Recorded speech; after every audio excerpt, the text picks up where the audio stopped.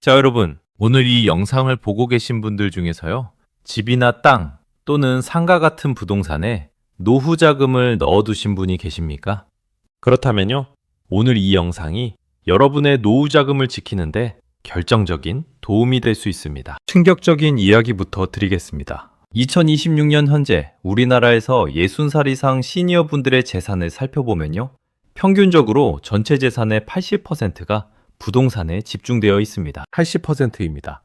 10개의 재산 중에서요, 8개가 집이고 땅이고 상가입니다. 나머지 2개만이 현금이거나 예금이거나 주식 같은 금융자산입니다. 자, 이게 왜 문제냐고요? 부동산은요, 필요할 때 바로 꺼내 쓸 수가 없습니다. 갑자기 병원비가 필요한데 집이 안 팔리면요, 그 돈이 집안에 묶여 있습니다. 꺼내 쓸 수가 없는 겁니다. 매달 생활비가 필요한데 상가에서 세입자가 없으면요, 대출이자만 계속 나가야 합니다. 그런데요, 지금 부동산 시장은 어떻습니까? 전국에서 건설사들이 아파트를 짓다가 돈이 부족해서 공사를 멈춰버린 사업장이 몇 개나 되는지 아십니까? 2025년을 기준으로요, 자금이 위태롭거나 아예 문제가 된 건설대출 사업장이 전국에 252곳입니다. 이 중에서요, 무려 169곳이 지방에 있습니다. 전체의 67%, 즉 16 이상이 지방에 몰려있다는 얘기입니다. 아파트 건설 현장만 따로 봐도 심각합니다. 문제가 된 아파트 건설 사업장 46곳 중에서요, 44곳이 서울 밖입니다. 96%입니다. 거의 전부가 지방이라는 얘기입니다. 상가는 어떻습니까? 서울 상가도 평균적으로 10채 중에 1채 이상이 비어 있습니다. 지방 외곽으로 가면요, 상가 10칸 중에 9칸이 비어 있는 곳도 있습니다. 오늘 이 영상에서는요, 60대 시니어들이 가장 많이 후회하는 부동산 투자 실수 5가지를 하나하나 살펴드리겠습니다. 그리고 지금 여러분이 어떤 행동을 취해야 하는지 안전하게 자산을 지키는 방향도 함께 알려드리겠습니다. 끝까지 함께 해주시면요, 반드시 도움이 되는 정보를 드릴 수 있습니다. 자, 그러면요, 60대 부동산 투자 후회 5가지를 하나씩 살펴보겠습니다. 첫 번째 후회는요, 개발 소식만 믿고 투자한 것입니다. 주변에서 이런 말 들어보셨습니까? 저기 땅이 있는데요, 곧 지하철역이 생긴다더라. 그린벨트가 풀린다더라. 신도시가 들어선다더라. 그린벨트란요, 도시 주변에 개발하지 못하도록 묶어둔 녹지 지역을 말합니다. 그게 풀린다는 말은요, 개발이 가능해진다는 뜻입니다. 이런 소식을 듣고 투자하셨다가요, 개발이 무산되거나 10년이 넘도록 지연된 사례가 정말 많습니다. 개발 계획은요, 발표만 되고 취소되는 경우가 생각보다 훨씬 많습니다. 실제로 개발이 되더라도요, 내 땅 바로 옆까지만 개발이 되고 정작 내 땅은 포함되지 않는 경우도 있습니다. 두 번째 후회는요, 상가를 샀는데 세입자가 안 들어온 것입니다. 상가를 사면요, 매달 임대료가 꼬박꼬박 들어온다는 말에 수억 원을 투자하셨는데 세입자가 안 들어와서 몇 년째 비어있고 그 사이 대출이자만 계속 나가는 상황입니다. 서울 상가도 평균적으로 10개 중에 1개 이상이 비어 있습니다. 지방 외곽 상가는 10개 중에 9개가 비어 있는 곳도 있습니다. 세 번째 후회는요, 기획부동산이라는 사기에 걸린 것입니다. 기획부동산이 뭔지 모르시는 분도 계실 텐데요. 간단히 말씀드리면요, 도로도 없고 개발도 불가능한 산속 땅이나 쓸 수 없는 땅을 개발 예정지라고 속여서 비싸게 파는 사기입니다. 특히 50대에서 70대 시니어 분들이 주요 피해자가 되고 있습니다. 친한 지인이나 친척을 통해 소개가 들어오는 경우가 많아서요, 의심하기가 어렵습니다. 네 번째 후회는요, 분양형 호텔이나 생활형 숙박시설에 투자한 것입니다. 연 10% 이상의 수익을 보장해준다는 말에 큰 돈을 투자하셨는데요, 실제 피해 사례가 있습니다. 공기업에서 퇴직한 67살 분께서요, 동해안 바닷가 분양형 호텔 5개실을 매입하셨는데요, 관광객이 줄면서 수익금을 한 푼도 받지 못하셨습니다. 수입 보장 약속은요, 법적으로 강제할 수 없는 경우가 대부분입니다. 5번째 후회는요, 지방 아파트에 묻지마로 투자한 것입니다. 서울 아파트는 비싸고 규제도 많으니까요, 지방 아파트에 투자하면 되겠다 싶으셨는데 건설사가 돈을 못 갚아 공사가 멈추고 입주도 못하고 가격도 폭락한 사례들이 지금 이 순간에도 속출하고 있습니다. 이 5가지 중에서요, 혹시 지금 여러분도 해당되시는 것이 있습니까? 자, 여기서 잠깐요. 역사를 한번 돌아보겠습니다. 지금으로부터 29회 전인 1997년이었습니다. 우리나라에 IMF, 즉 국제통화기금이 들어왔습니다. 나라가 달러가 부족해서 외국에서 급하게 돈을 빌려야 했던 그 외환위기 시절입니다. 그때 부동산 가격이 어떻게 되는지 아십니까? 순식간에 30%에서 50%가 떨어졌습니다. 5천만 원짜리 집이 2,500만 원이 된 겁니다. 하루아침에 재산이 반토막이 났습니다. 그때 전 재산을 부동산에 넣어두셨던 분들은요, 팔고 싶어도 살 사람이 없었습니다. 그냥 가지고 있어야 했는데 대출이자는 계속 나가고 월급은 끊기고 그야말로 막막한 상황이었습니다. 그로부터 11해가 지난 2008년에는요, 미국의 큰 금융회사인 리먼 브라더스가 파산하면서 전 세계에 경제 위기가 찾아왔습니다. 그때도 마찬가지였습니다. 수도권 내각과 지방 부동산 가격이 크게 흔들렸고요. 분양가보다 낮은 가격에 팔아야 하는 상황이 벌어졌습니다. 2억 원에 분양받은 아파트를 1,500만 원에 팔려 해도 사는 사람이 없었습니다. 그런데요, 이 두 번의 위기에는 공통적인 패턴이 있었습니다. 위기가 오기 직전까지는요, 모두가 괜찮다고 했다는 겁니다. 부동산은 절대로 안 떨어진다. 우리나라는 땅이 좁으니까 집값은 결국 오른다. 이런 말들이 방송에도 넘쳐나고 전문가들도 그렇게 말했습니다. 지금 들리는 말들도 비슷하지 않습니까? 서울은 항상 오른다. 좋은 땅은 결국 가치가 있다. 네, 일부는 맞는 말입니다. 하지만요, 문제는 내 돈이 어디에 묶여 있느냐입니다. 역사가 우리에게 이런 교훈을 남겼습니다. 남의 돈을 빌려서 산 부동산은요, 규제 하나에, 금리 한 번에 크게 흔들립니다. 소문만 믿고 산 땅은요, 그 소문이 사라지는 날 가치도 함께 사라집니다. 하지만요, 역사는 또 다른 교훈도 남겼습니다. 위기를 미리 준비한 사람들은요, 반드시 살아남았습니다. IMF 때도 2008년 위기 때도 미리 현금을 가지고 있던 사람들은 오히려 좋은 자산을 싸게 살 수 있었습니다. 준비하는 사람이 살아남습니다. 자, 이번에는요, 정부나 언론에서 발표하는 숫자와 실제 현장에서 느끼는 현실이 얼마나 다른지 살펴보겠습니다. 먼저 상가가 비어있는 비율, 전문 용어로는 공실률이라고 하는데요. 쉽게 말씀드리면 임차인이 없어서 비어있는 상가의 비율입니다. 공식 발표로 나오는 전국 상가 평균 공실률은 얼마일까요? 대략 15% 내외입니다. 그런데요, 실제 현장은 어떻습니까? 세종시 외곽지역 상가는 비어있는 곳의 비율이 80%에서 90%에 달합니다. 지방 신도시 외곽 상가는요, 세입자가 들어오지 않아서 수년째 텅 비어 있는 곳이 많습니다. 왜 이런 차이가 생기는 것일까요? 서울 강남의 상가는 비어 있는 곳이 거의 없습니다. 사람이 많이 다니고 장사가 되니까요. 그런데 전국 평균을 내면 서울 좋은 지역과 지방 외곽이 합쳐져서 평균 15%가 나오는 겁니다. 이게 바로 평균의 함정입니다. 전국 평균이 15%라고 해도요, 내가 가진 상가가 비어 있는 비율이 90%인 지방 외곽에 있다면요, 그 전국 평균 숫자는 나와 아무 상관이 없습니다. 건설 대출 문제도 살펴보겠습니다. 건설사들이 아파트를 지을 때는요, 미리 금융기관에서 돈을 빌려서 공사를 시작합니다. 이 돈을 건설 대출이라고 합니다. 그런데 2025년을 기준으로요, 이 건설 대출 중에서 돈을 못 갚거나 위태로운 사업장의 규모가 20조 8천억 원에 달합니다. 20조 8천억 원이 얼마나 큰 돈인지 잘 감이 안 오실 텐데요. 이렇게 생각해 보십시오. 30평짜리 아파트 한 채를 3억 원이라고 하면요, 20조 8천억 원으로는 그 아파트를 무려 7만 채 가까이 살 수 있습니다. 그만큼의 건설 자금이 지금 위태로운 상태라는 겁니다. 그리고 이 돈의 67%가 지방에 집중되어 있습니다. 특히 아파트 건설 현장의 경우에는요, 문제가 된 사업장의 96%가 서울이 아닌 지방에 있습니다. 자, 그러면 분양 홍보 자료에는 이런 내용이 나와 있을까요? 그렇지 않습니다. 분양 현장에서 나눠주는 자료에는요, 인근 개발 계획, 교통 편의성, 인구 유입 전망만 가득합니다. 위험 요소에 대한 설명은 찾아보기 어렵습니다. 숫자를 볼 때는요, 전국 평균이 아니라 내 부동산이 있는 그 지역의 숫자를 봐야 합니다. 자, 이번 챕터에서는요, 지금 부동산 시장이 세대별로 어떻게 다르게 돌아가고 있는지 살펴보겠습니다. 2025년 서울 아파트를 산 사람들의 통계를 보면요, 매우 흥미로운 현상이 나타납니다. 30대가 전체 매수자 중에서 가장 높은 비율을 차지하고 있습니다. 30대 젊은 분들이 서울 아파트를 사고 있다는 겁니다. 왜 그런 것일까요? 맞벌이 부부라면 어느 정도 대출을 받을 수 있고요. 지금 사지 않으면 나중에 더 오를 것 같다는 심리도 있습니다. 그래서 서울 아파트를 사려는 30대들이 몰리고 있습니다. 반면에 50대, 60대 분들은 어떻습니까? 저금리 시절에는요, 여러 채를 사거나 자녀에게 증여하는 목적으로 많이 매수하셨는데요. 지금은 금리가 높아지고 대출 규제가 강화되면서요, 오히려 처분을 고려하시는 분들이 늘고 있습니다. 문제는요, 처분하고 싶어도 처분이 안 되는 경우가 많다는 겁니다. 지방 아파트나 상가를 팔려고 내놓아도 살 사람이 없고요.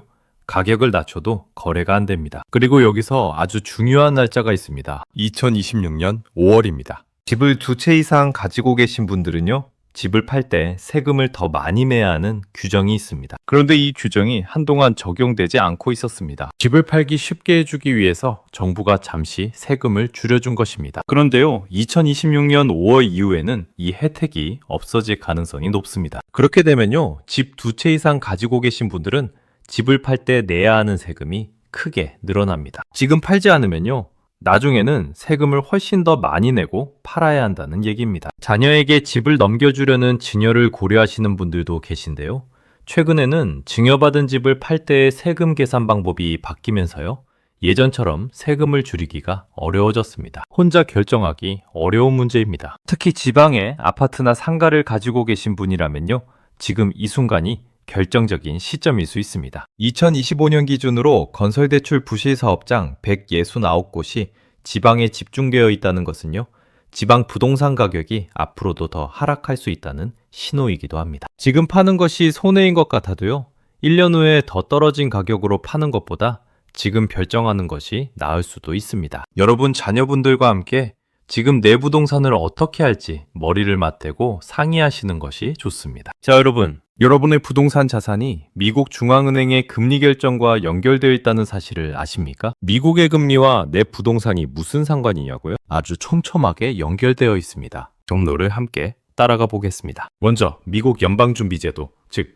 미국의 중앙은행이 금리를 높게 유지합니다. 금리가 높다는 것은요, 돈을 빌리면 이자를 많이 내야 한다는 뜻입니다. 미국 금리가 높으면요, 우리나라도 금리를 따라서 높게 유지해야 합니다. 그렇지 않으면 우리나라에 있던 외국 돈이 이자가 더 높은 미국으로 빠져나가거든요. 우리나라 금리가 높아지면요, 건설사들이 아파트를 짓기 위해 빌린 대출의 이자 부담이 커집니다. 건설사가 이자를 감당하지 못하면요, 짓던 아파트가 멈추고 부실사업장이 됩니다. 부실사업장이 늘어나면요, 팔리지 않는 아파트가 쌓이고 지방 아파트 가격이 떨어집니다. 지방 아파트 가격이 떨어지면요, 그 아파트를 담보로 대출을 받으신 분들은 은행에서 연락이 옵니다. 집값이 줄었으니 추가로 돈을 넣거나 대출금 일부를 갚으라는 것입니다. 이렇게요, 미국 중앙은행의 결정 하나가 여러분의 통장과 직결됩니다. 반대로도 생각해 볼 수 있습니다. 미국 연방준비제도가 금리를 낮추기 시작하면요, 건설대출 이자 부담이 줄어들고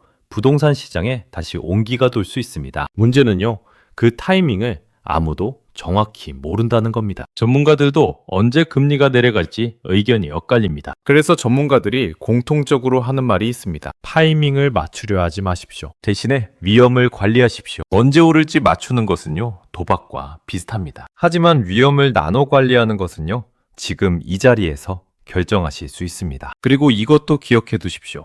금리가 내려가기 시작하면요, 부동산 시장이 다시 살아날 수도 있습니다. 하지만 그때까지 버틸 수 있는 힘, 즉 현금이 있어야 합니다. 지금 현금을 만들어 두는 것이요, 나중에 좋은 기회가 왔을 때 움직일 수 있는 미천이 됩니다. 나비 한 마리가 날갯짓을 하면요, 멀리서 폭풍이 생긴다는 말이 있습니다. 미국 중앙은행이 금리를 결정하는 날, 그날이 바로 여러분의 부동산 자산에 영향을 미치는 시작점이 될 수 있습니다.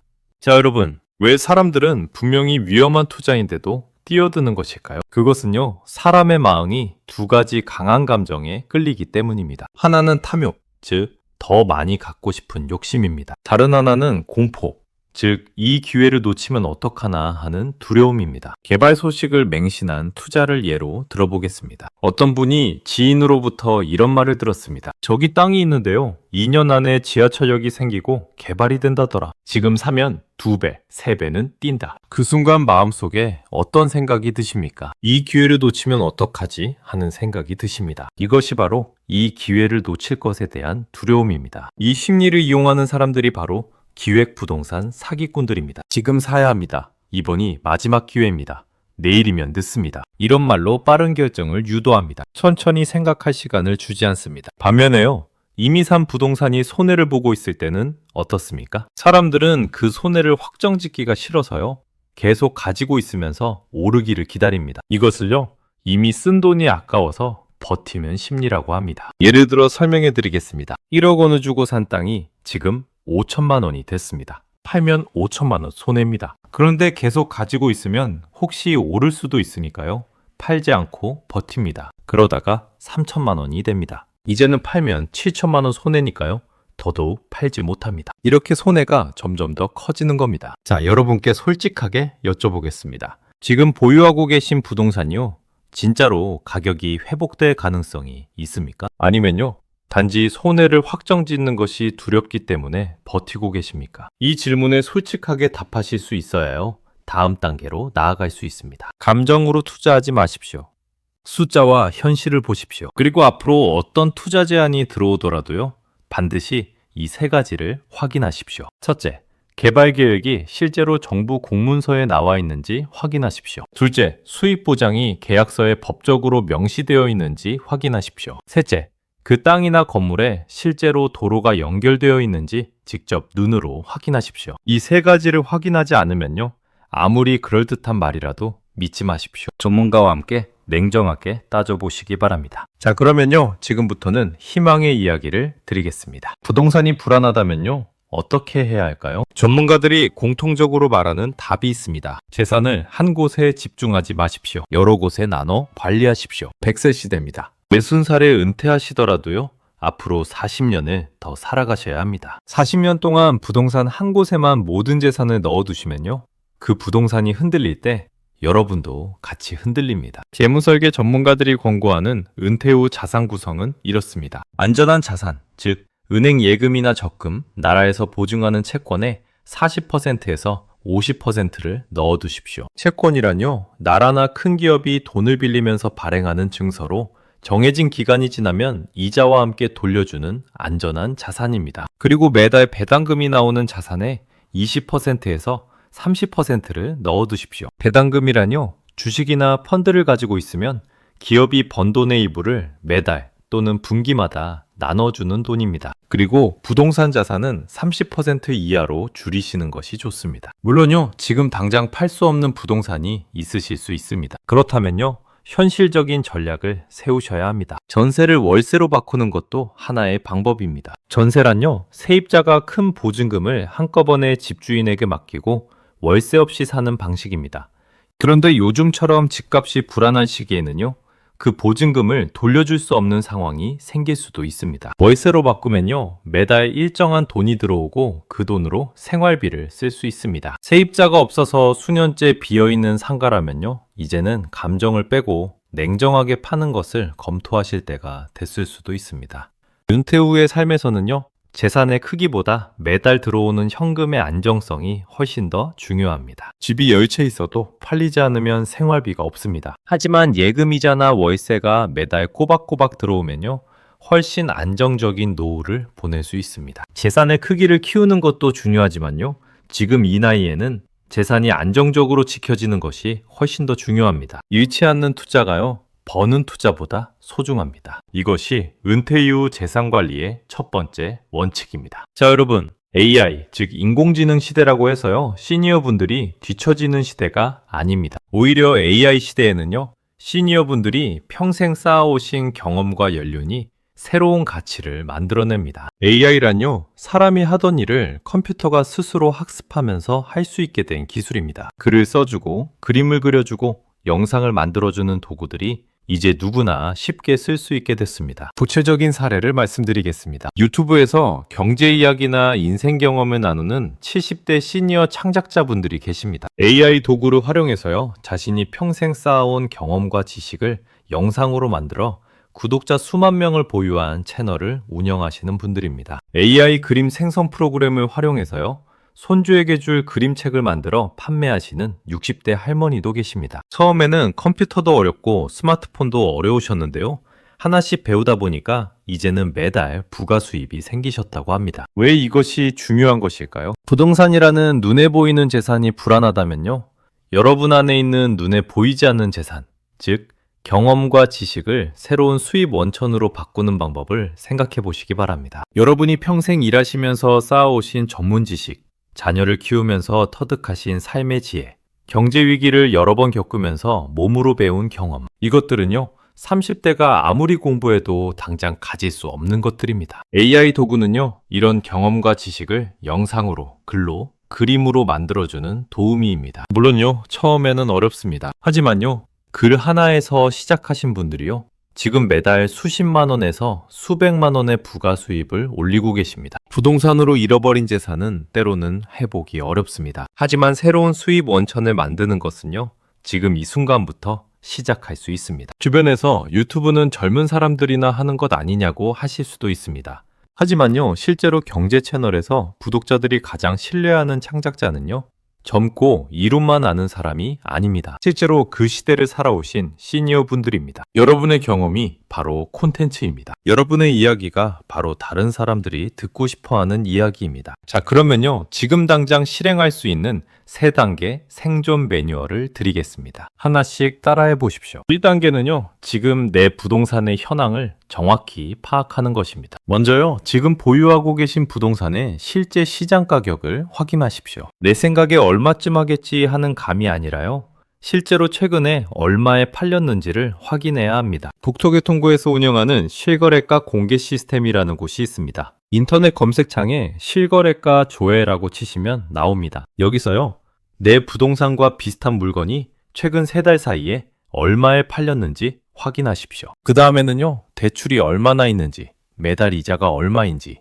비어있는 상가라면 몇 개월째 세입자가 없는지를 종이에 적어두십시오. 현황을 정확히 알아야요, 다음 단계를 결정할 수 있습니다. 2단계는요, 냉정하게 손익을 계산하는 것입니다. 계속 가지고 있을 때와 지금 파는 것 중에서 어느 쪽이 여러분에게 더 유리한지 계산해 보십시오. 혼자 하기 어려우시면요, 세금 전문가나 재무 설계사와 상담하시는 것을 강력히 권해드립니다. 특히 집을 2채 이상 가지고 계신 분들은요, 2026년 5월 이후에 집을 팔 때 내야 하는 세금이 크게 늘어날 수 있습니다. 그 전에 파는 것이 유리한지 아니면 기다리는 것이 나은지 전문가와 함께 따져보십시오. 3단계는요, 재산을 여러 곳에 나눠 배치하는 것입니다. 부동산에서 나온 돈 중 일부는요, 언제든지 꺼내 쓸 수 있는 예금이나 단기 채권에 넣어두십시오. 단기 채권이란요, 6개월에서 1년 안에 돌려받을 수 있는 안전한 금융상품입니다. 남은 돈은요, 매달 배당금이 나오는 펀드나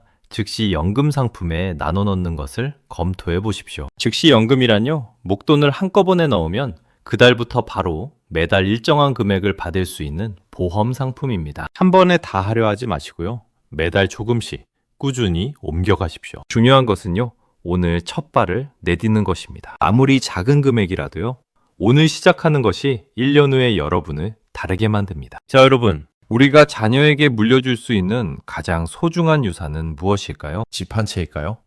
땅 한 필지일까요? 저는요, 그것이 전부라고 생각하지 않습니다. 여러분이 이번에 부동산 투자에서 어려움을 겪으셨다면요, 그 경험 자체가 자녀에게 줄 수 있는 아주 값진 살아있는 교훈입니다. 어떤 부모님은요, 자녀에게 이렇게 말씀하셨습니다. 나는 개발 소식만 믿고 이런 투자를 했는데 이렇게 됐다. 기획부동산 사기꾼에게 이런 식으로 당했다. 너는 이 실수를 반복하지 말아라. 이것보다 더 값진 가르침이 어디 있겠습니까? 돈을 물려주는 것보다 어떻게 돈을 관리해야 하는지를 물려주는 것이 훨씬 더 오래갑니다. 자녀에게 돈을 물려줬는데 자녀가 잘못 사용해서 없어지면요, 그 돈은 사라집니다. 하지만 돈을 지키는 방법을 알려주면요, 자녀는 스스로 재산을 지킬 수 있습니다. 지금이라도 자녀와 함께 앉아서요, 솔직하게 이야기 나눠보시기 바랍니다. 지금 내 재산이 어떻게 구성되어 있는지, 어떤 위험 요소가 있는지, 2026년 5월 이후에 세금이 어떻게 달라지는지, 처음에는 어색할 수 있습니다. 부모님 재산 이야기를 꺼내는 것이 불편하게 느껴지실 수도 있습니다. 하지만요, 그 대화가 여러분 가족의 재산을 지키는 첫걸음이 될 수 있습니다. 그리고 이것도 꼭 기억해 주십시오. 부동산으로 모은 재산이 줄어들었다고 해서요, 여러분이 살아온 삶의 가치가 줄어드는 것은 절대로 아닙니다. 여러분이 수십 년 동안 열심히 일하시고 저축하시고 가족을 돌보면서 쌓아오신 경험과 지혜는요, 어떤 부동산보다도 값진 재산입니다. 그 재산을 자녀에게 그리고 손주에게 물려주십시오. 마지막으로 한 가지만 더 당부드리겠습니다. 재산이 줄어드셨더라도요, 자녀에게 짐이 된다는 생각은 하지 마십시오. 여러분이 지금 이렇게 공부하시고 영상을 보시고 재산을 현명하게 관리하려고 노력하신다는 것 자체가요, 자녀에게 주는 가장 큰 선물입니다. 자녀가 여러분의 노후를 걱정하지 않아도 되도록요. 스스로 재산을 지키고 관리하시는 모습 자체가 자녀에게 가장 큰 안도감을 줍니다. 여러분이 건강하고 경제적으로 안정된 모습을 보여주시는 것이요. 자녀에게 줄 수 있는 최고의 유산입니다. 그것이 집 한 채, 땅 한 필지보다 훨씬 더 값진 것입니다. 자, 오늘 영상의 마지막입니다. 오늘 저는요, 60대 부동산 투자 후에 5가지를 말씀드렸습니다. 첫 번째는요, 개발 소식만 믿고 투자한 것. 두 번째는요, 상가를 샀는데 세입자가 없는 것. 세 번째는요, 기획부동산 사기를 당한 것. 네 번째는요, 수익 보장 약속을 믿고 분양형 호텔이나 숙박시설에 투자한 것. 다섯 번째는요, 지방 아파트에 묻지마로 투자한 것. 그리고 그 해결 방향으로요, 재산 분산, 매달 들어오는 현금 흐름 확보, 그리고 AI를 활용한 새로운 수입 원천 창출을 말씀드렸습니다. 자, 여러분께 한 말씀만 더 드리겠습니다. 늦지 않았습니다. 정말입니다. 지금 이 영상을 끝까지 보고 계신다는 것 자체가요, 변화하려는 의지가 있다는 증거입니다. 부동산 하나에 모든 재산을 집중하는 것이 아니라요, 여러 자산에 조금씩 나눠가 관리하는 방향으로 오늘부터 첫 발을 내딛어 주십시오. 아주 작은 변화 하나가요, 20년 후에 여러분의 노후를 완전히 다르게 만들 수 있습니다. 그리고 지금 어렵고 힘드시더라도요, 여러분은 이미 수십 년을 살아오시면서 여러 번의 어려움을 극복하셨습니다. IMF도 2008년 금융위기도 코로나도 다 버텨오신 분들입니다. 이번 부동산 위기도요, 현명하게 대처하시면 반드시 지나갑니다. 여러분 곁에는요, 이 채널이 있습니다. 여러분이 어려운 경제 상황에서도 올바른 결정을 내리실 수 있도록요, 항상 정확한 정보와 함께 하겠습니다. 혼자 걸어가지 마십시오. 함께 걸어가겠습니다. 이 채널에서는 앞으로도요, 50대에서 70대 시니어 여러분을 위한 경제 정보와 재산 관리 전략을 계속 전달해 드리겠습니다. 다음 영상에서는요, 전세에서 월세로 바꿀 때 반드시 피해야 할 위험한 함정 5가지를 다뤄드리겠습니다. 집값이 보증금보다 낮아지는 역전세 문제, 이것이 여러분 재산을 어떻게 위협하는지 낱낱이 알려드리겠습니다. 구독 버튼과 알림 설정 꼭 눌러주십시오. 그리고요, 이 영상이 도움이 되셨다면요, 주변의 소중한 분들께 공유해 주십시오. 여러분의 노후가 반드시 든든하고 풍요로워지기를 진심으로 응원합니다. 감사합니다.